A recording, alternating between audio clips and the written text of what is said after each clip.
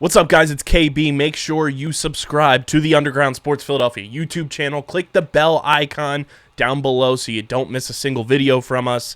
And thanks for tuning in to another video from Underground Sports Philadelphia. Now let's get into it. Philadelphia, baby, you're gonna love it. Best sports fans in the world. Actually, the worst, but that's what makes them the best. Oh, it's recording. I knew I hit record, but it's... You did just hit the record button. I know.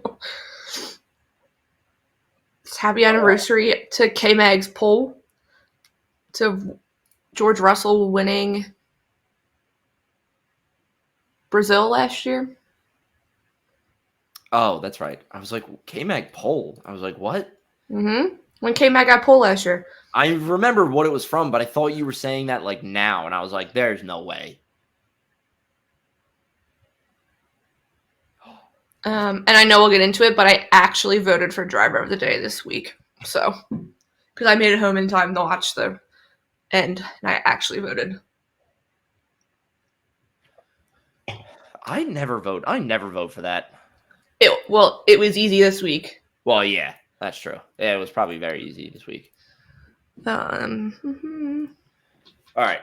Welcome, everyone. Hello, everyone. To our 34th episode. Yeah, Getting better with these numbers.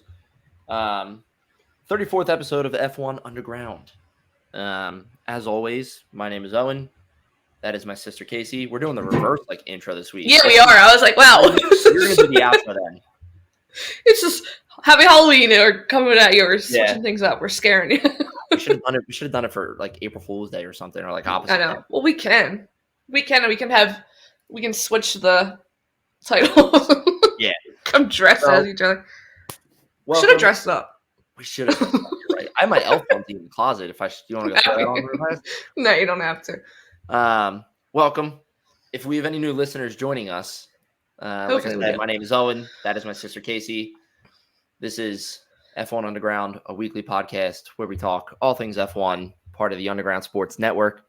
We love F1, love watching it, love talking about it, love reading everything about it. So we decided to start this podcast. And luckily we were asked to be part of this Underground Sports Network. And great group of guys, great group of people.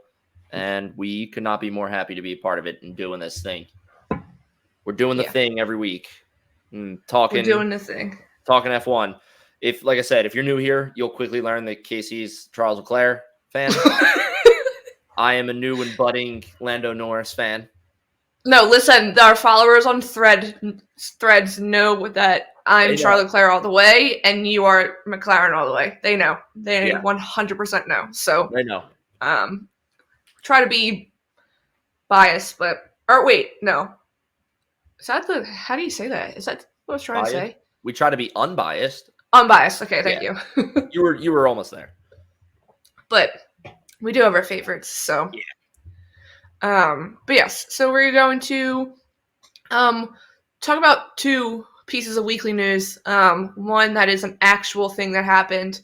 The other is the crazy rumor mill that is just blowing up. And someone on Threads gave us a fun thing that maybe we could do and see if it could get it could blow up, but I'll tell you when we get there. And then we are going to recap the Mexico GP, aka the Lando Norris race, because it was the Lando Norris race. His best race of his career yet. And then we'll give our predictions for the Brazil GP. Stop 3 of this triple header. So I think the F1 journalists are just losing their mind altogether with this triple header. So I think that's why. And I don't blame them. No, I don't blame them either. But yes, but as we always do, we start off with our memes of the week. Owen always has one. I always like to show up. One and or two. Do you want to go first? Yeah, I'll go first because mine's a little long. No, but I saw this. So this isn't a meme. There's nothing funny about this. This is just amazing. And I may have mentioned it before, but I work in IT, so seeing this clean, and you'll get it when we get down there. But seeing everything, this is just like this is your dream right here. Yeah.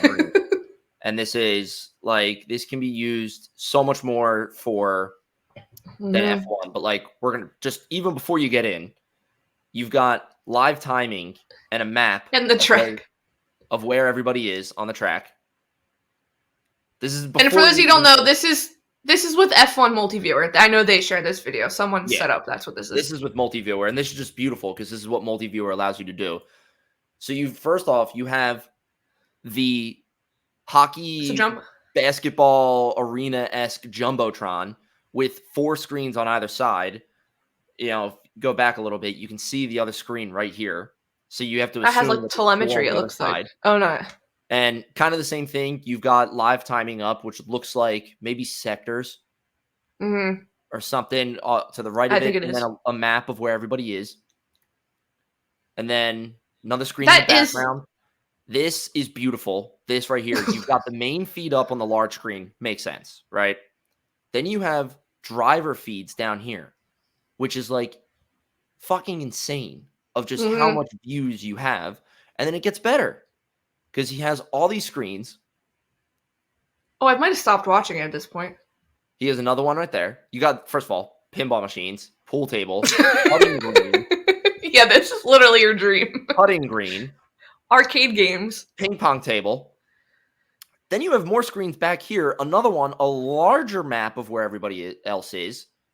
I'm pretty sure there's a screen over to the left here. We saw it for like a quick second, but I'm pretty sure there's one there. You come into the movie theater room. You have another map, more live timing, more individual views of 3 cars. And then, first of all, beautiful seats. And then you have another feed going of the live feed, the main feed of the race. It just... Yeah, that's beautiful. Fucking insane. And it's just like, I want to know, you know what this is? This is one of those things where it's like, this is the beauty of Multiviewer too. We love this tool. We've talked about it before. He must have saved this screen setup. So he only has to do this once. And then when he goes into Multiviewer to watch the next race, he clicks 2 buttons. And that's open setup, open, or like click the setup, open the saved setup. And then everything just spits out to all the screens. I mean, this is gorgeous. Yeah, that's sick. He's definitely from Toronto because that was the Raptors screen. So you think he watches basketball and hockey games like that? Like that's what the scoreboard is on the ceiling. Well, wait, hold on. If you go back, you have, I just saw another screen of sorts. He had an Instagram handle above the first. You've got something projected on the ceiling. It's a car projected on the screen up there on the roof or the ceiling. This is nuts. I don't know lighting, what this is, but it looks like Beyblade's going at it. Like it does. It's literally your dream. There's something down here. If I had to guess, this is the computer down here. This is the computer running from it, but I need to know how many wires are run from here to like this screen into this screen into these 4 screens. This screen, like. Yeah, because that thing in the middle that looks like it should be a coffee table looks too sturdy to be a coffee table. Yeah. So it definitely has. No, that's sick. Like, did you see? I tagged you in F1 Multiviewer. You literally said it the other day during qualifying. They need to have a penalty tracker or investigations tracker with the FIA, and they're adding one. So he will need to change his screen. You know, I feel bad now that you're bringing that up because I did see that you tagged me in that. And I meant to go look at it, and I never went back to look at it. That's good. That's great that they're. It's exactly what you said the other day when we were watching qualifying is what they're adding. Yeah, done. Multiviewer's next update will ship with an investigations tracker showing you all the investigations that are noted under investigation, no further investigation / action, and penalties in one single overview. I love it. Love the people over at Multiviewer doing their thing, and creating a beautiful tool for us to watch races on. I want to figure out a way to cast my screen here onto my TV. To your TV. So I can watch well, you have a big TV, so. On my couch. Yeah. You have a big TV, so that'll work. No, but that video is sick. That setup. I want to go, if you go back, he has an Instagram handle above. I wonder if he like posts behind the scenes stuff, like how he sets it up or whatever. You know what? I looked it up. I'm going to watch this video because, wait, I forget. He talks about it. It was Game Room Theater. There it is. Yeah, we never give him credit, actually, too. This guy's Game Room Theater on Twitter. It's beautiful. His post with this says, F1, watch the full video on my Instagram at Game Room Theater. DIY video coming soon on my YouTube. I need to know. You're going to watch the whole thing. I need to know how this is done. Like, no, that's sick. Nuts. Find this giveaway video on my Instagram to qualify for mini Jumbotron giveaway. Go enter the giveaway. I want a mini Jumbotron. Yeah. This is nuts. Oh, wait, that's so cool. Wait, he's got another video a little bit down his screen. He's got quad box split on the big TV. He's got Phillies, Maple Leafs, Chargers football game, and a basketball game that I don't recognize. But up in the Jumbotron, he has this overlay Maple Leafs ice rink. So I'm sure, like, when somebody scores a goal, it'll show you. It'll like, go. Oh, that's so cool. Owen wants to be friends with this guy. I'm showing Ange this, and I'm saying this is what I'm doing in our basement. Forget winning the Millennium Falcon for a gift. What this? No ifs, ands, or buts about it. This is. He's got a Star Wars thing. Oh my God! One of the screens rises from the ground. We lost them, guys. Hold on. He's coming back. I'm coming back. This guy is getting an instant follow from me, first of all. Absolutely. But look at this. Oh, this, you have to send this to Dad. Lord Vader. Can hear the sound. Master. Right. It's Mom's favorite part. This is what I want in my house. I'm legit. Like, I want this vibe in the house. I'm sending this to Dad too. He's gonna love it. Do you think he has that? I can see your screen still. You know, does he think he has those lights that like work with your TV? So like the LED lights that'll change color. Oh, I'm sure if he's got the budget to put all that stuff in there too, he 100% has. Those lights are sick. Those. All right, my technology rant is over. It's geeking out. You just watch Show and Geek Out for a good few minutes. Okay, mine are actual memes. Okay, first one, I posted this. So it came out from a fan video showing Lewis Hamilton taking. So this was the entrance.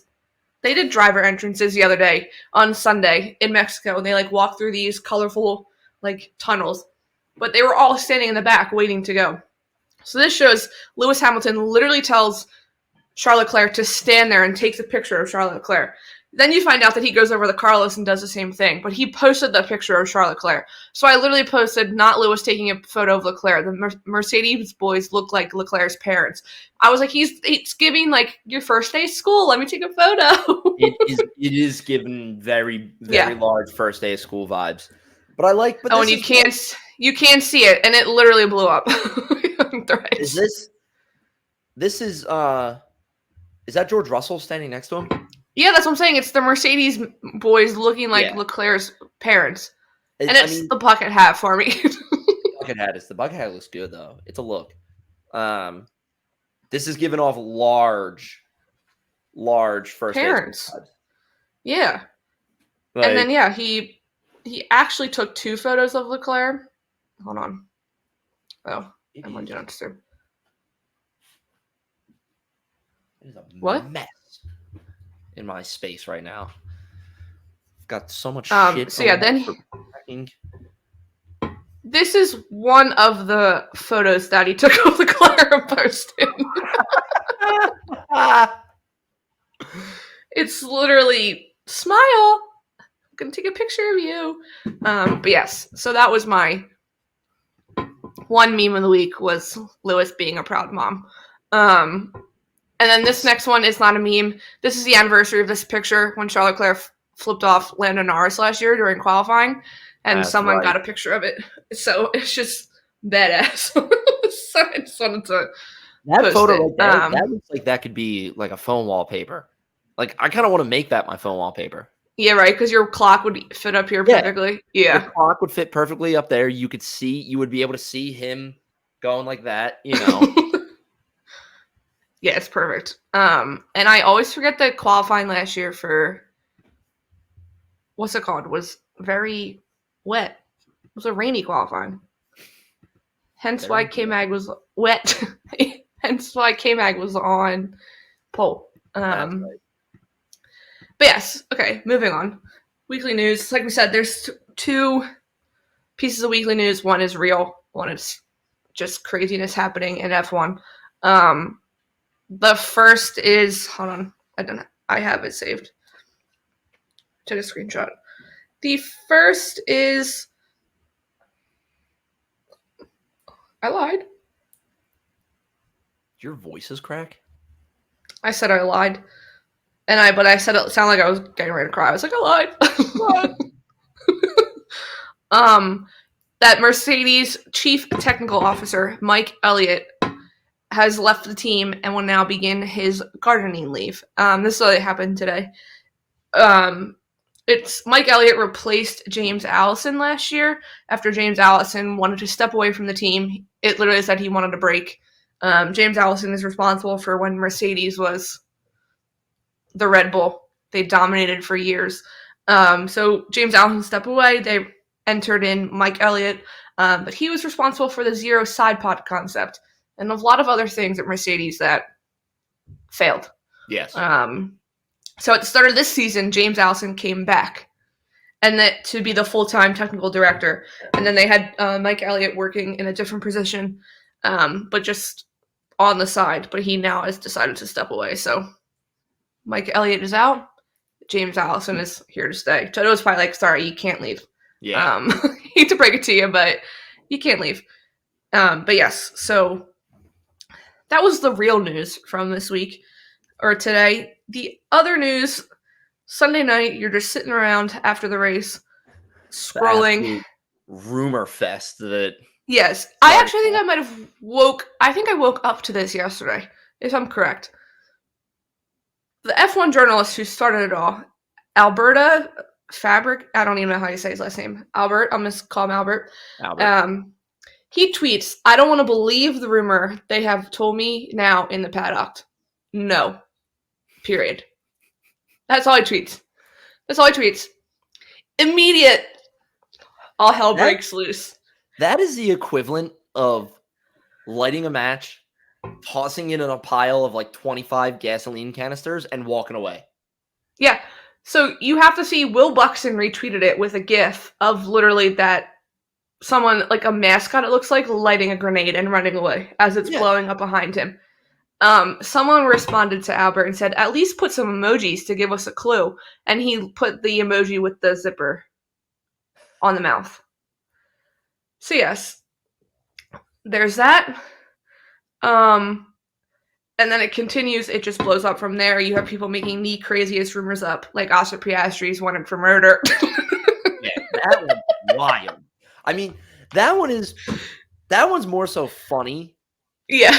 Because it's like, it's not really a rumor, but it's just some poor soul confused Oscar Piastri for Oscar Pistorius.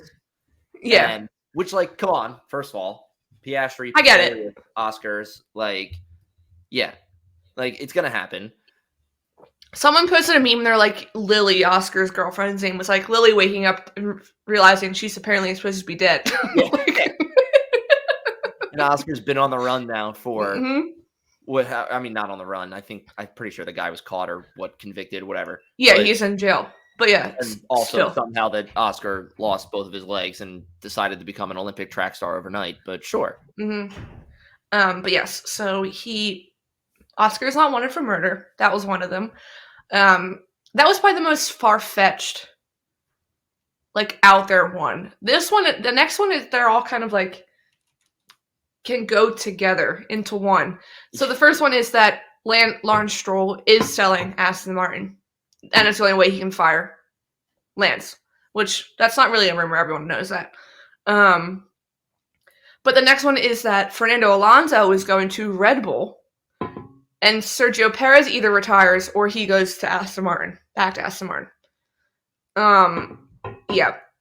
But then you have the Red Bull Spain Twitter account tweeting out like weird emojis, making people think like, what's happening adds the most fuel to the fire. Is when you have an official account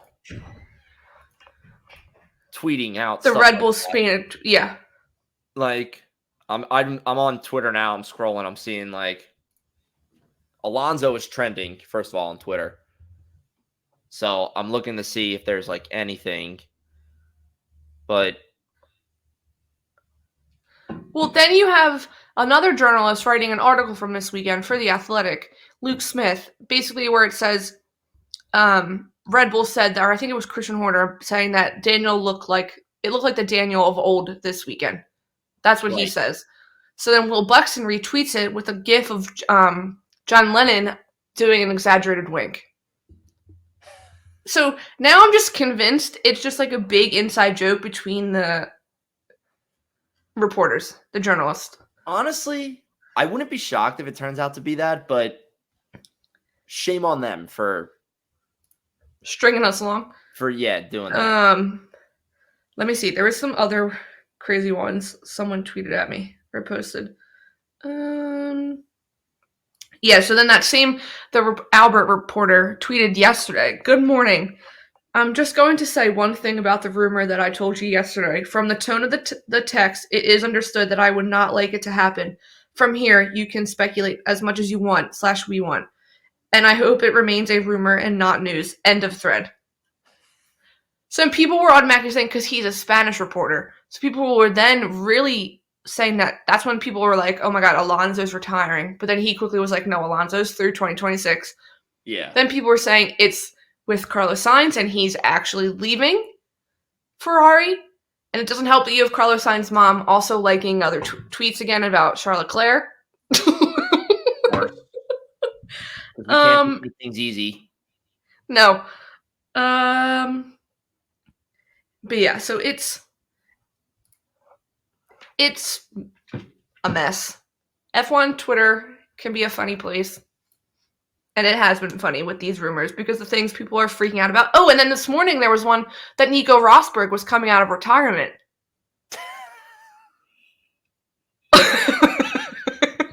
I literally posted it, and Mark, our friend Mark Schofield, literally posted back and said, "What?" What do you mean?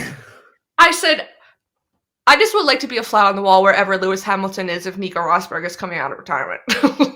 I just can't imagine like Alonso not being a part of this at all, and all of a sudden he's like, "Whoa, like, kind of the same thing as Mark said." What? Like, because you literally had because he was also playing into it, Fernando. I totally forgot. So the Spanish TV coverage, it's like DANZ, however you want to. I don't know if you pronounce the letters together.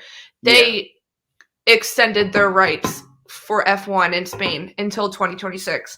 So Fernando tweeted at them saying like, congrats. And then they tweeted back saying, if we got to watch you become world champ one more time in the next 3 years, we'd be crying for 33 years or whatever. So no one's helping anything. Yeah.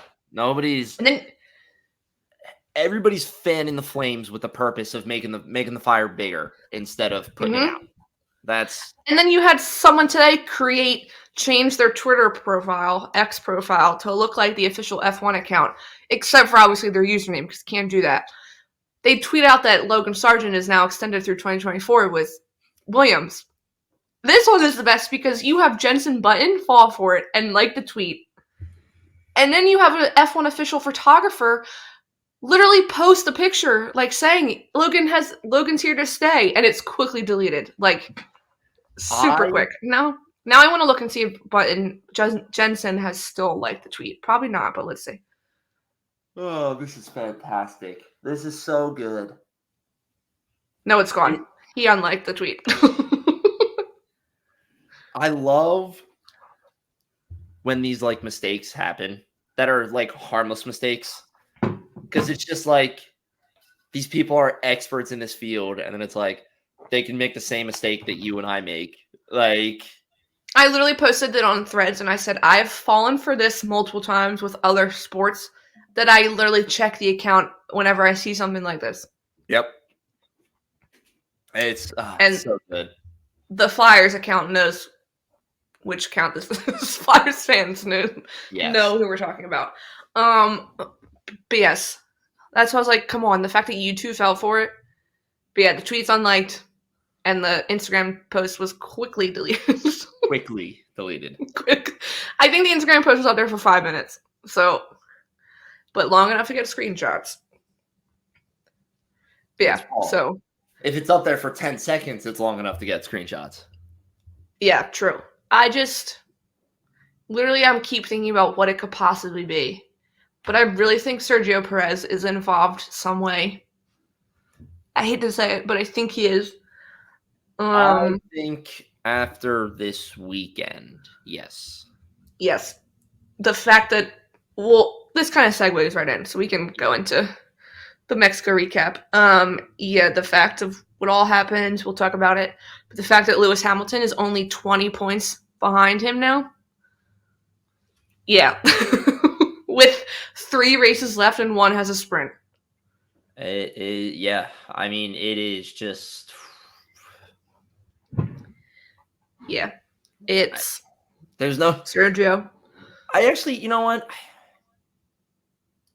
I go back and forth because I thought I read somewhere for Sergio, like explaining what happened and why he did it and everything, and why he went 3 wide into the corner of turn 1 and everything. And it like kind of makes sense, but also at the same time, just does not look good for him.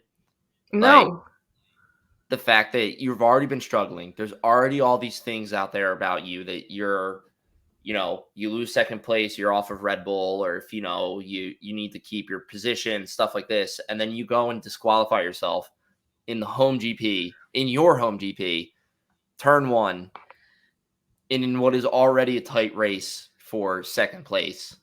Mm-hmm. And it's like, oh shit. Like, did you see the pic? I guess we can start with Red Bull, because did you see the picture, the fan picture someone got of the 3 cars going down the street? No. Oh my god! Should I share it? I'll send it to you, but hold on, let me screenshot it. I know this is not from F1 troll account, but that's the tweet I caption this. Oh my god. Right? It's sick. Okay, hold on, let me. Sorry, people. This picture needs to be shown. It's so cool looking. Hide. Okay. So yes, this is showing what's it called? Max, Checo, and Charles Leclerc going into turn 1. And it's such a cool picture. Insane. And it's a fan photo, like from a phone. So the fact that they got that, but like, just shows that obviously that's Max, Leclerc, Checo. But I mean, it's like shows how close they are. I mean, this really, this is such a good way. This shows. Sorry, go ahead. No, go ahead. It's such a great way for it to put it in perspective. For like, yes, when we watch it, we can see how close they are, but then you look at this photo and you're like, oh, holy shit! Like they are right next to each other. Like, yeah. No, it's removing it. It goes to show Charles Leclerc literally had no room. Yeah. Like, where was Charles Leclerc supposed to go? Also, for Leclerc to be the one to survive, right? Kind of continue. Yeah. For it shocks me that Leclerc's in the middle, and he's the one to come out of that kind of not unscathed, but like he lived. He and kept driving. Was like, oh shit, all right, like. And he had a broken end plate, like and this account is called a Formula_Pace. Third grade. I followed him. They keep posting now the race pace to the teammate in comparable stints, and Charles Leclerc was almost 2/10 faster than Carlos Sainz with a broken. Like, obviously, that's the whole race. There was a red flag. Charles Leclerc, they were able to replace the front wing still. Right. But he was still faster. Like, he literally came out and got back ahead of Carlos Sainz because they pitted Carlos Sainz and stayed ahead of him. Yeah. Yeah, the fact that he didn't, because, that was the meme I thought you were going to do. Someone took a screenshot of when his car was lifted in the back, and it was when Red Bull gives you wings. That was what I thought the meme was. That's a good one. That is a good one. But no, so Red Bull, obviously, Max, fine. It's whatever. Besides the fact that Charles Leclerc got pole. He still wins. He gets ahead. And then Checo crashes out in lap 1. But Max Verstappen's start was insane. His, off the lights was crazy. Well, both Red Bulls had a great start. For them to be a Ferrari front row, and for both they were 5th and 6th. Yeah. For him and Checo to end up diving into turn 1 with the pole sitter. Yeah, is nuts. And it's like, because you have to think too, Sainz was 2nd. So in theory, Sainz could have played a little bit of bodyguard. And he didn't. And they both got a great jump and were just able to get ahead of him. It was nothing, Yeah, watching that, I've watched the beginning of that race because we obviously left and I got out of the car and I was like, Checo's out. Checo is out? It's like, yes. Checo Perez was out of the race. I did feel bad. He looked very upset in his car after. He didn't even get out right away. He was... Oh, I'm sure. He was pissed. I don't blame him for being pissed. I would be pissed too. But yeah, it's just what again, it's that thing of you're going to push yourself a little bit more during your home GP, but at what point are you pushing yourself too much? It's also ask the person you literally drove into. He has the worst luck at his home races, so yeah, he gets it. All people, Charles Leclerc is the worst luck at his home races, but yes, I also saw someone saying if you go back when they showed Checo going through and shaking hands with everyone in the garage, yeah, people were it was giving it was nice working with you. Oh, shaking hands, not thank you, sorry, whatever, see you next week. It was it's been nice working with you. Oh boy. Which boy. Watch bombshell up tonight after we're done recording.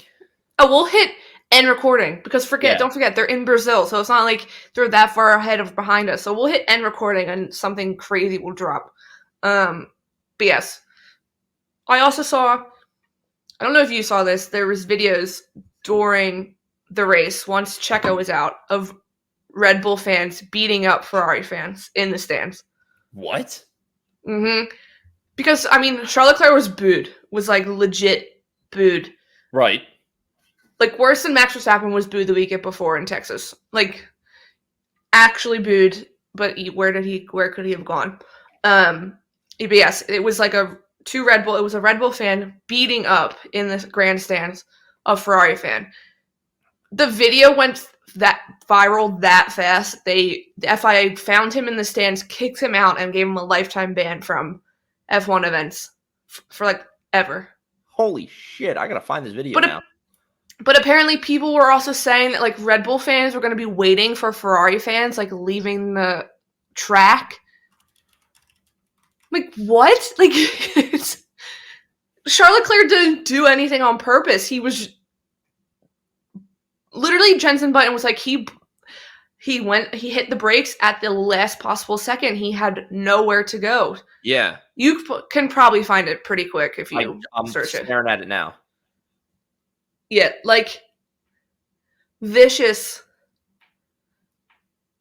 Yeah, this is Red Bull / Checo fans were disgraced today fighting with Ferrari supporters. Absolutely ridiculous. That's just... Listen, what did the Ferrari fans do? I'm not going to sit here and say that this never happens. I'd be lying if I said I've never gotten emotional and angry at a sporting event, but taking it out on a fan who has nothing to do with the person, like, nothing to do with Charles Leclerc in this case, is just literally fucked up and wrong.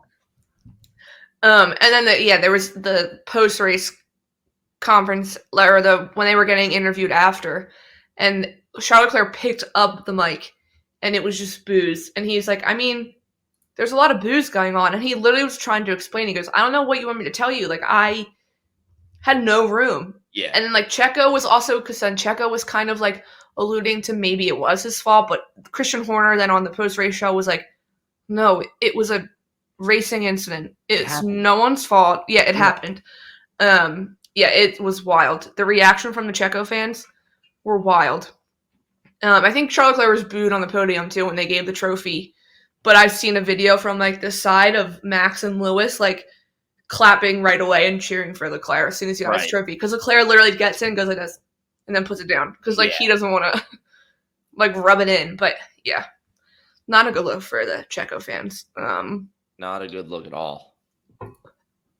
But yeah, so besides that, Max was, the top three had a decent lead, so Max was by himself for a while. Yeah. But yeah, besides that, Red Bull really was all about Checo for obvious reasons. Makes sense. Yeah. Do you want to talk about your faves at the end? Yeah, of course. Okay. Of course I do. We can go into Ferrari. We were kind of talking about them. So obviously Leclerc got pole, ended up third. That red flag came at the best time for Charles Leclerc.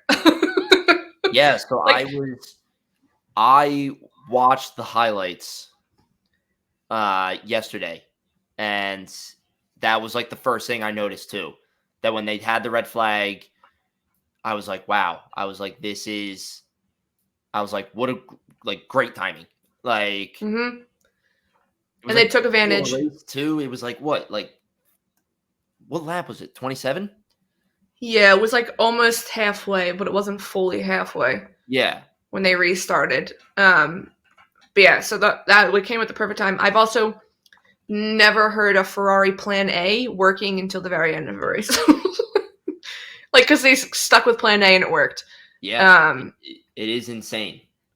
The only thing I think they messed up on, they started both Carlos and Charles on the hards after the red flag, and we got a normal lights out and away we go time for the second time. And Charles Leclerc came on the radio right before and said starting on the hard is going to be a major risk. Yeah. Because Hamilton was on the mediums.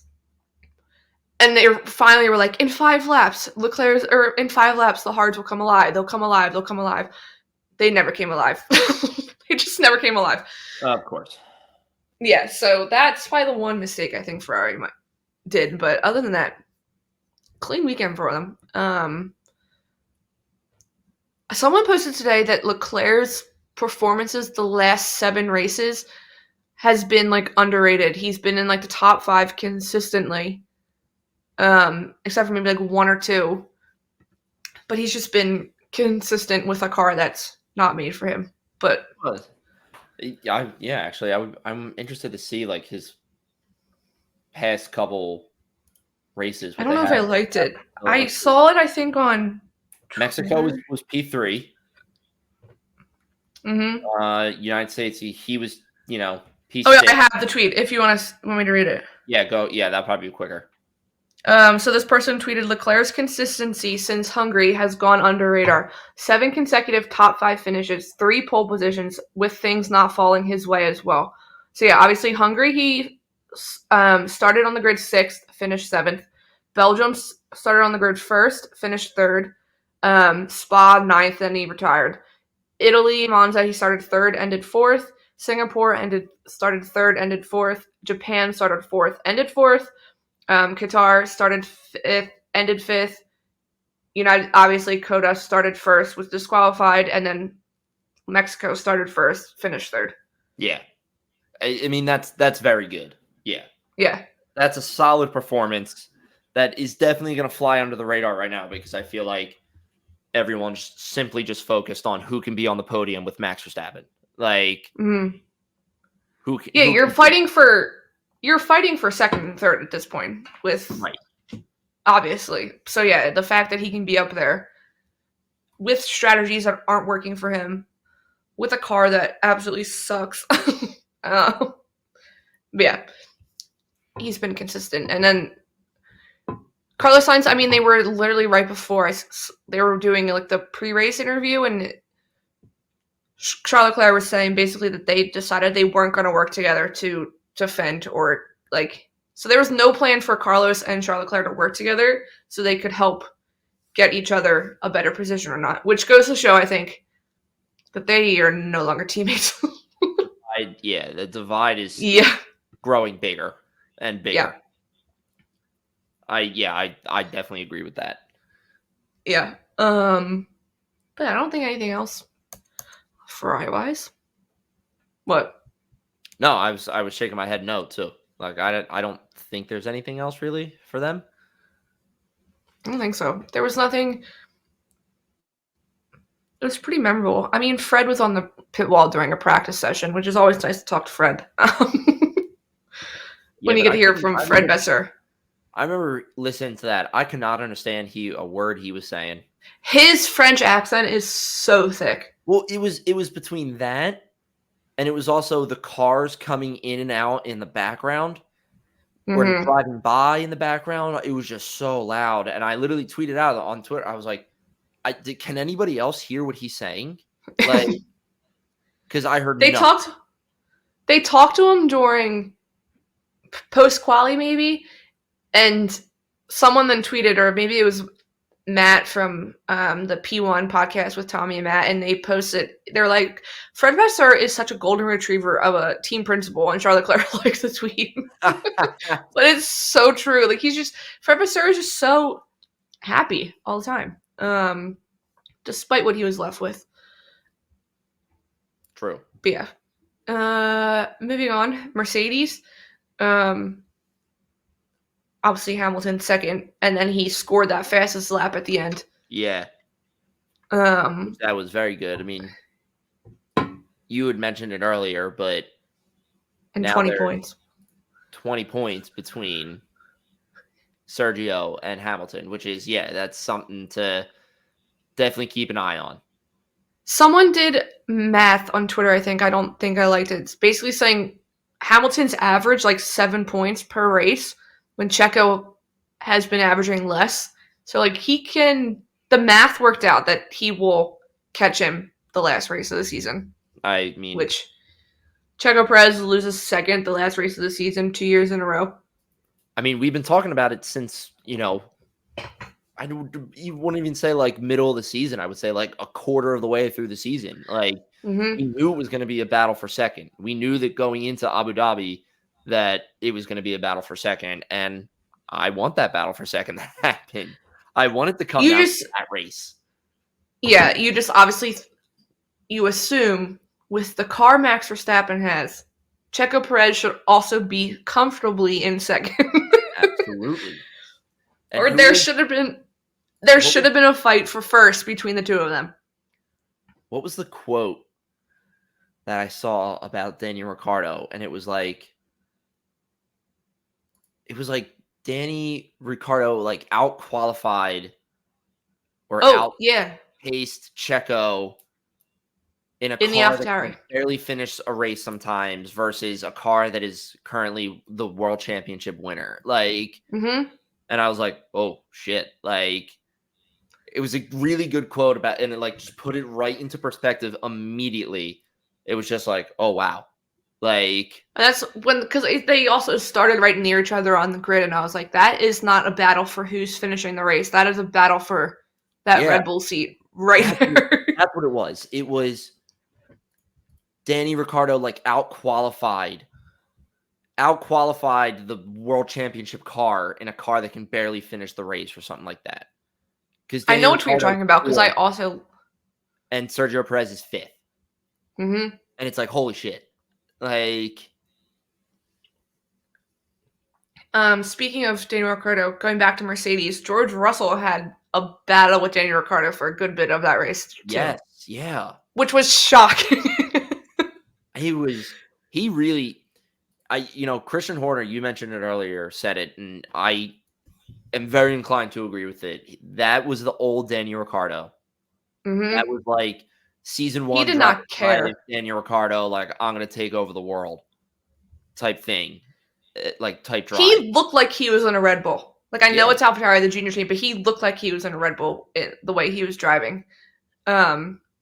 We can continue with what's it called, AlphaTauri. But yes, obviously Daniel Ricciardo finished in the points, like, super well. I was gutted for Yuki though. He was in the points. Yeah. Until the very end. I felt so bad. And then dropped all the way down. They obviously, like, they're covering important things that happened during the race, during highlights. And so I didn't see anything about Yuki, but then I was on Twitter and I was on our Twitter, and somebody posted something about that, saying like Yuki was in the race or in the points for, it was like some percentage of the race and everything. And I was like, oh my God. Like, he went into, was it him and Oscar or him and Lando? I'm looking at the video I made. Yuki spins and drops all the way down. I think because of Lando. I think that is Lando, actually. I put the video where you see Yuki start to spin out. Yes, it is Lando, because then the next clip goes to show when Lando takes over. When they switch Lando and Oscar. But yeah, Lando, they didn't make like crazy contact, but Yuki still spun. Yeah. And then dropped all the way back. All the way back. I felt so bad. That was an all-time Yuki. Let me curse on the radio. Oh, yeah. He was pissed. I did feel bad for Yuki because he drove brilliantly too. Obviously, he took a grid penalty, so he didn't need to place well in qualifying, but still did because he could have been top 10 because he made it through to Q2, but then didn't go out for Q2. But the reason why he was in Q1 is because he gave Ricciardo a tow to get him up. But then people were saying Daniel Ricciardo didn't need tow in Q1 and Q2. Like, he was totally fine by himself. He was good on pace. Mm-hmm. It sucks for Yuki. Sucks for Yuki. Nice. Felt because he was doing so well. I was like, oh my God, we're gonna have double AlphaTauri in the points. Yeah. And then just didn't happen. Damn Lando, man. Come on. Damn Lando. Damn Daniel. That's what I wanted to say. Damn Daniel. Damn Lando. But yes. Moving on from AlphaTauri. Nothing really with Alfa Romeo. Well, they both were in Q3. Yeah, Q3 appearance from both Alphas. That's good. 9th and 10th, which was great.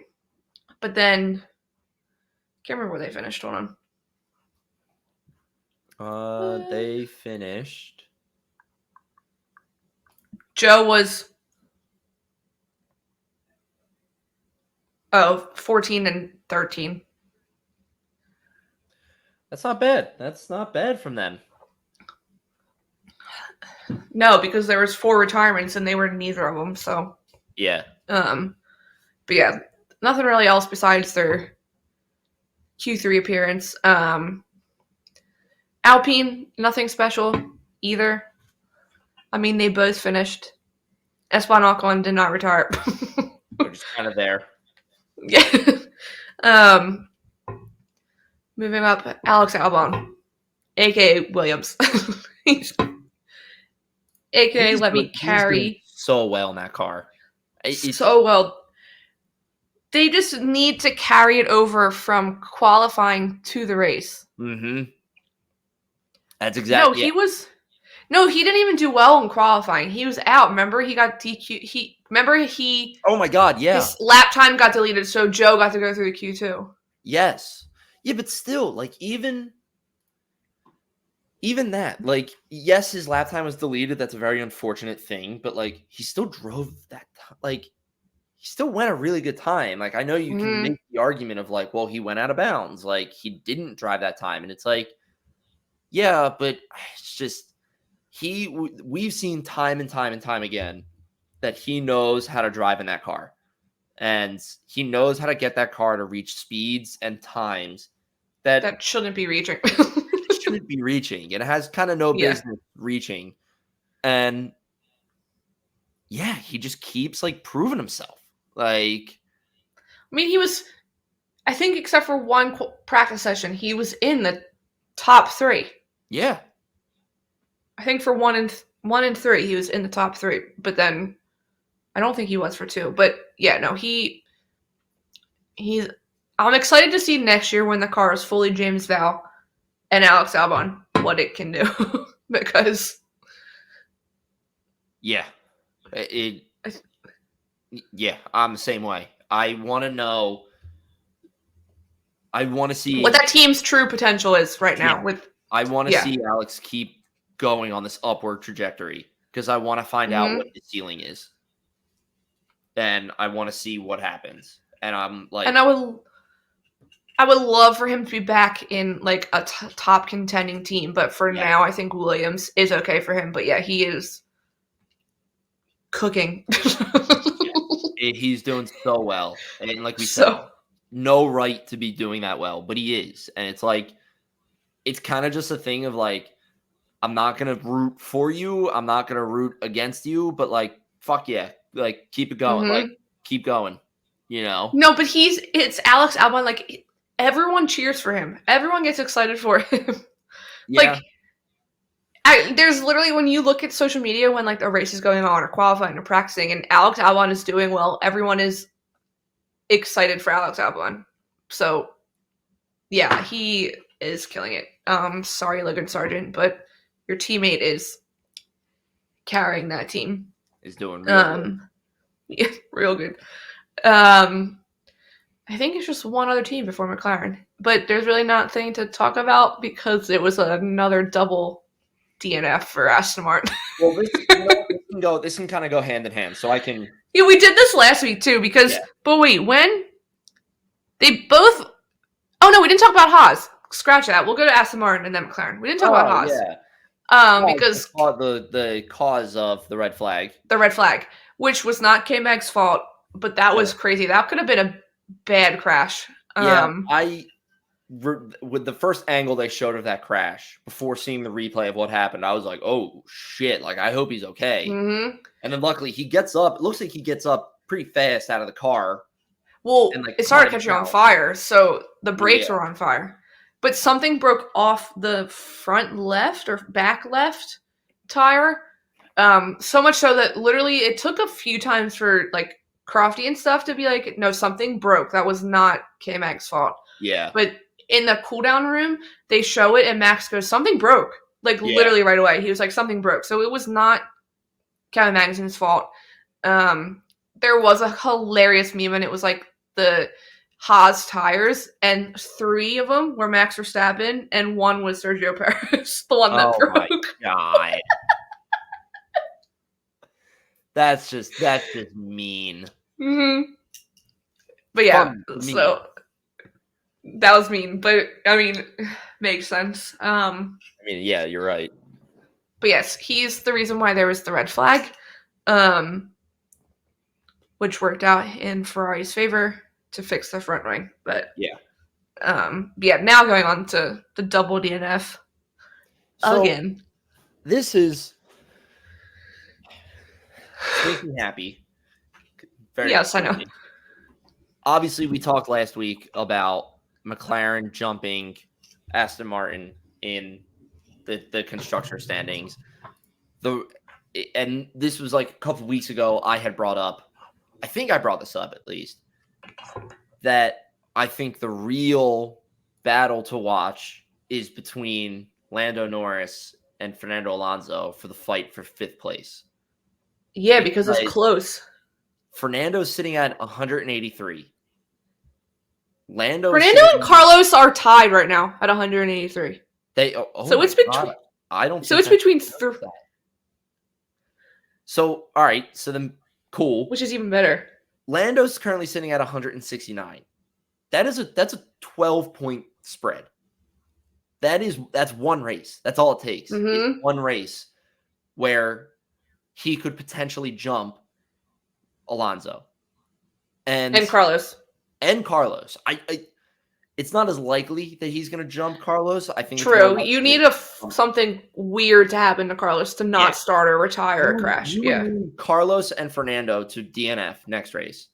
And you need Lando to get anywhere above. You need him to get on podium to jump them. Yeah, I think so. That's what you would need. Which is likely. Yeah. Very likely. That's not a far-fetched thing to ask for right now. But yeah, I mean, seeing the Aston Martin double DNF is brutal to watch, but exciting for me just because, like I said, Lando could jump Fernando. But focusing more on Lando, the article that we have tagged here on our notes, written by Mark, I think is the best way to sum it up. And the article title is "The Best Drive of Lando Norris's Career." 100%. And it absolutely is. He's out in Q1 in qualifying. He's starting P17. Mm-hmm. And he ends P5. P5? Wait, are we fucking joking? No. And watching him overtake was just like so easy. He was just like, excuse me. And I mean, like I said, I'm watching the highlights, and I shit you not, I think the highlight video is 10 minutes long. I think a solid 4.5 to 5 minutes of that is just the announcers going, oh, there goes Lando Norris passing another person. Oh, there goes Lando Norris passing so-and-so. There goes Norris passing so-and-so. And it's just like, it was just insane to watch. Like, even on the highlights. And I feel like just nuts. Sorry, I want to look up where he was before the red flag. It literally, Mark references it in his article, that Zach Brown talked about. He thinks that McLaren has the best driver lineup right now. And this is Lando just taking those words and making everybody believe them, making everybody eat them. And it's like, all right, I'm in P17. Sorry. Watch me end top 5. Like, what? Like, he had no reason to. You would have thought he was in the Red Bull with the way he was weaving in and out. It's so insane to see. And it's like, it's fucking nuts. I don't know any other way to vocalize it. It's just insane that this man and this team. Go ahead. The red flag, he was 14th. So with 36 laps, he went from 14th to 5th. That's disgusting. That is disgusting. That's gross. That's nine positions in 36 laps. Mm-hmm. Right? So on average, it took him 4 laps on average to overtake each person. Mm-hmm. That is gross. I mean, it's just it's wild. And then it's to back it up too, here's Oscar Piastri in 8th. He's still getting points for the team. When they let Lando pass Oscar, I was like, oh, Lando is on a mission. He literally came over the radio and he was like, thank you. When they let him pass. No, the dude had a fire under his ass. Mm-hmm. He was annoyed that he got out qualifying. Yeah. Yeah. I think he was pissed livid with all this progress they've made in the past couple races and how well they're doing right now. And I'm sure it was a little bit of I'm pissed and I'm a little bit nervous that we're falling back into our normal, what was McLaren ways, form. And he's like, fuck that. I'm not going to prove that to everybody. And he decides, like we said, to go from P17 to P5. Disgusting. Absolutely. I feel before the red flag obviously is still impressive, but it's the fact that he went from 14th to 5th in 36 laps everyone was saying the best race of his career. I can't even remember what overtake it was. Maybe when he started to catch George, I was like, okay, driver of the day. I was like, when he, so who did he finish behind? So who did he overtake right near the end? Hold on. This was too. Is this quote? Yeah, when he got to George, I was like, okay, you just got up to the Mercedes, like. I mean, the best part is too is that this quote, like best drive in Lando Norris's career, is like it's not Mark's quote, it's not Zach Brown, it's not anybody, it's not McLaren team principal. I'm blanking on the name right now. It's Andrea Stella. Yeah, Andrea Stella. Thank you. It's Martin Brundle saying that was the best performance of Lando's career, like we've seen to date, and it's like, fuck yeah, like.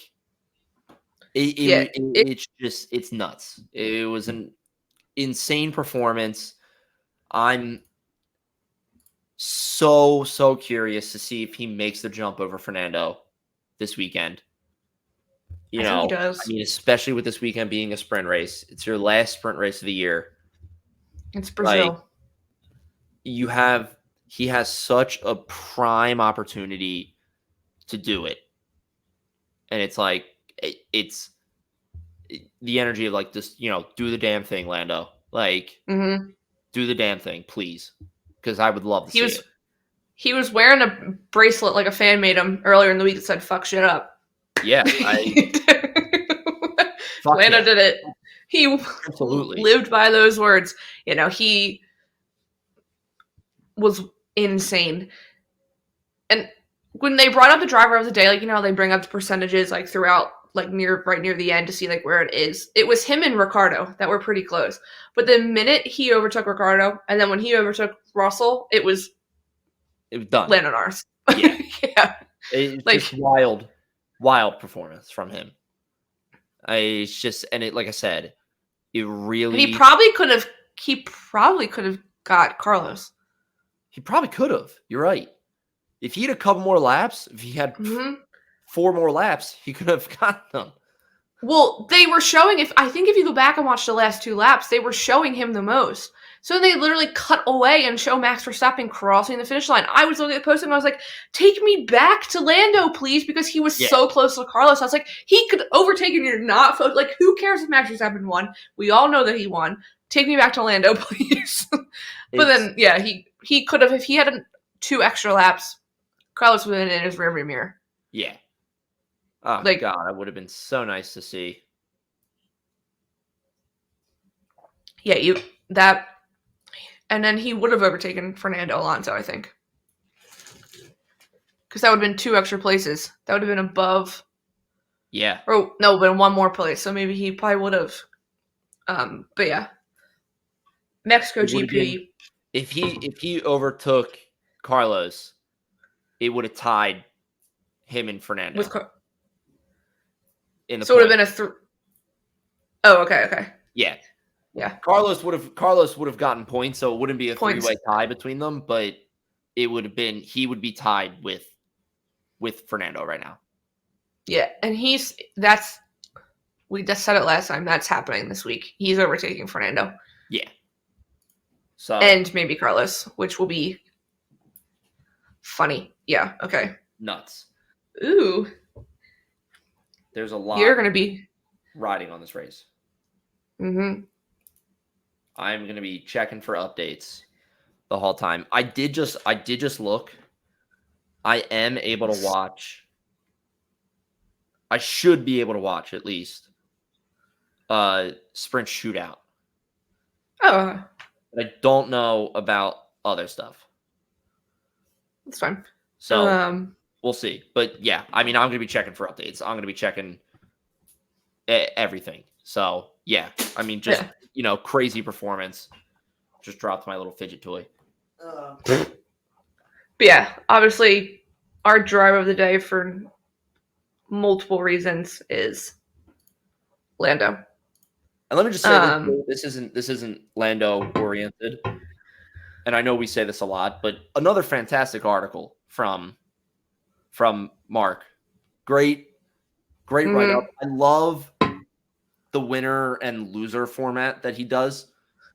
of like, hey, this is like, he's got, winner, Lewis Hamilton, and then talks about why he won. And then, losers, Aston Martin, talks about why they were a loser for the race. It's so good, and it's such a cool, unique way to look at the race. So if anybody's interested in reading this article, it's on SB Nation, Mark Schofield. Yeah, I think I've retweeted. I think I've reposted it too. I know from Threads. I don't know if you did from. But yeah, I do enjoy his stuff. But moving on to Brazil. Brazil. As we mentioned, was my second meme of the week. Brazil last year, probably one of the most memorable races of the season.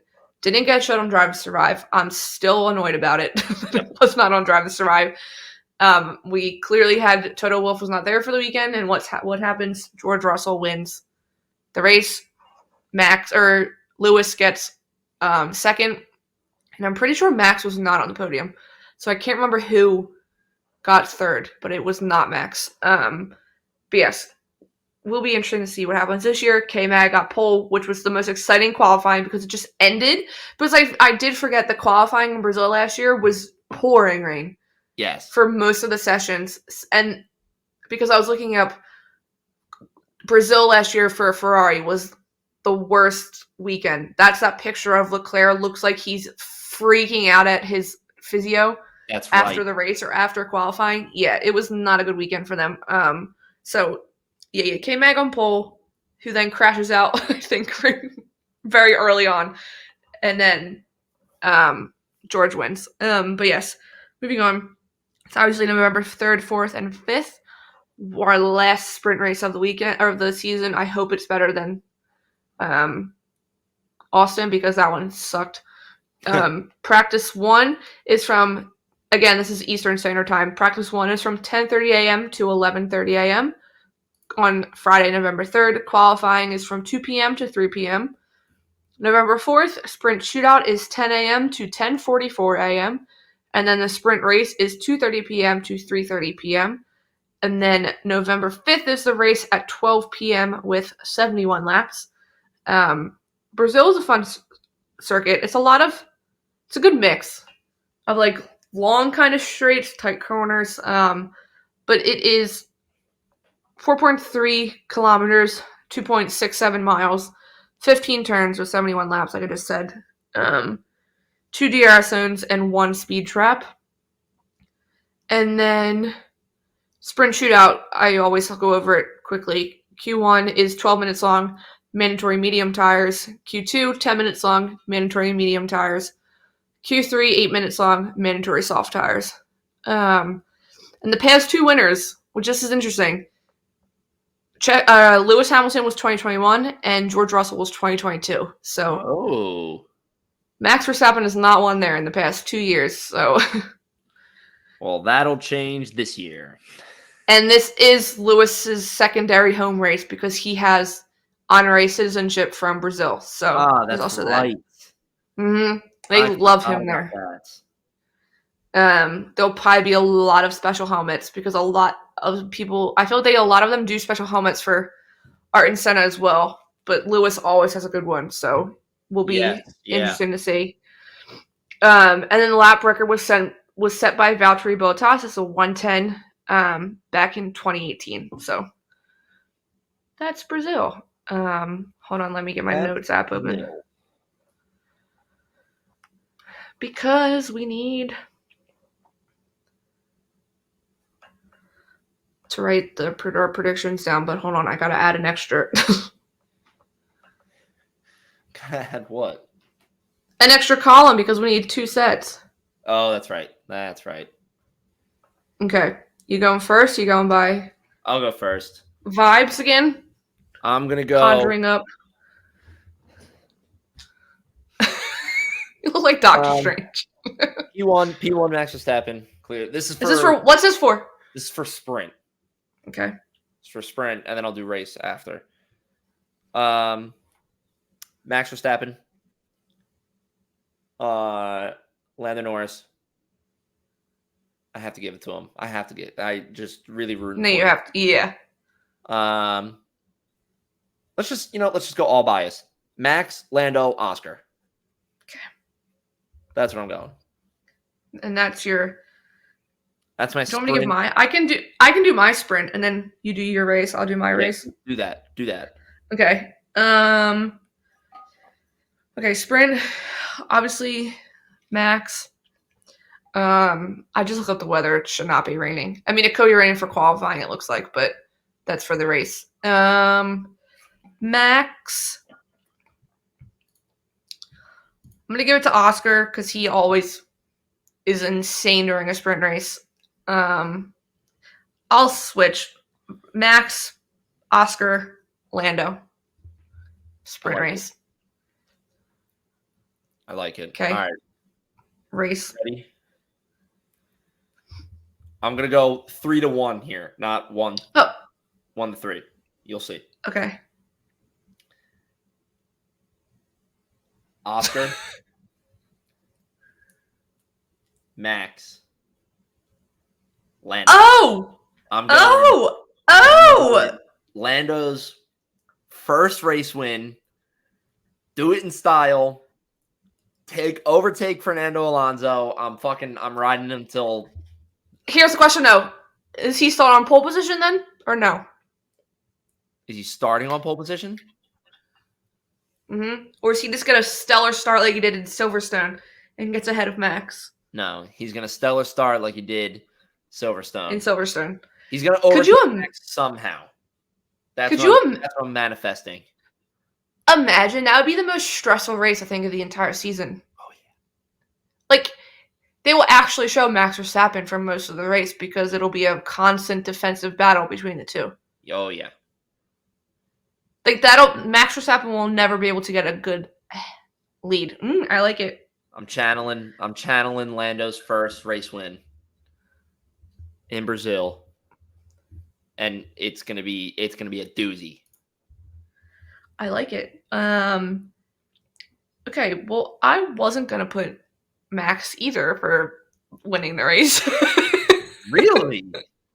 Yeah, I was gonna go with Lewis because of his being a secondary home race. I think he might like this home race better than Silverstone. I don't know. I get the vibes. I'm gonna say Hamilton,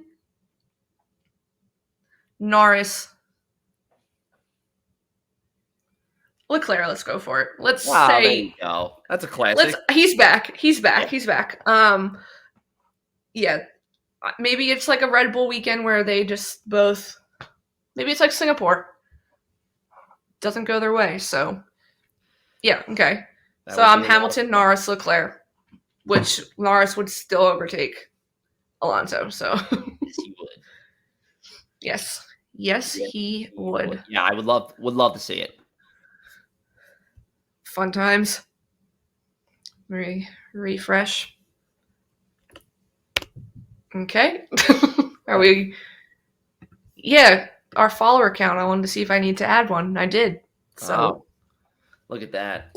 Well, you're closing us out, so it's a good thing you checked. I just choked on my poppy. No, I can close us out. All right, everyone. Thank you for listening this week to the F1 Underground podcast. As always, if you enjoy this episode and our other episodes, please give us a follow.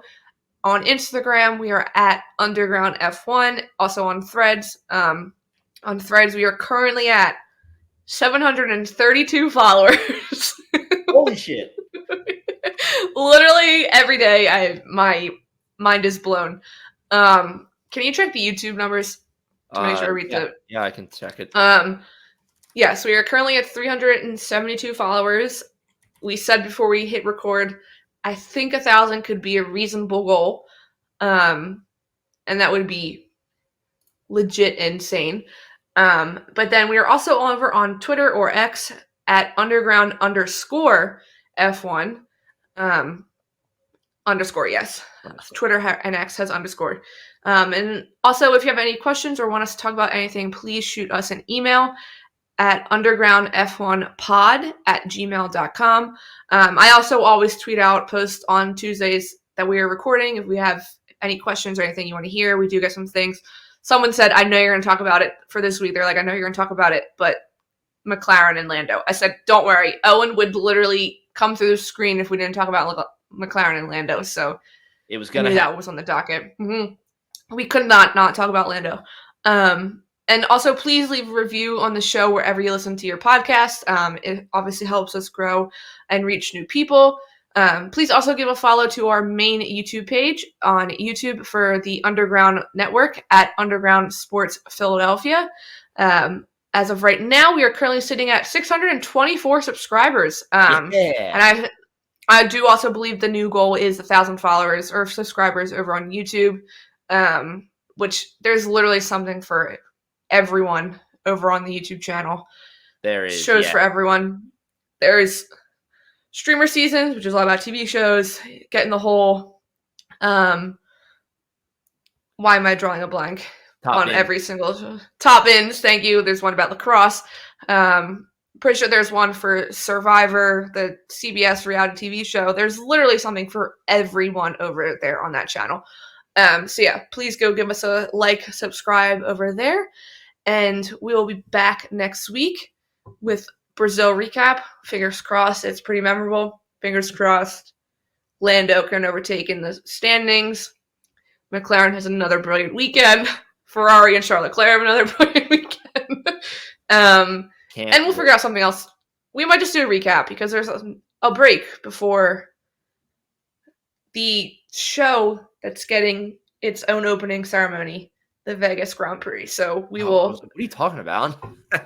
Because the stuff they put out for what's going to be at the Vegas Grand Prix opening ceremony is literally an Olympic level opening ceremony on the Wednesday night before the race. So nice. Yes, but we will be back next week to talk about Brazil. But yeah, thank you for joining us this week, and we will see you next week. See ya.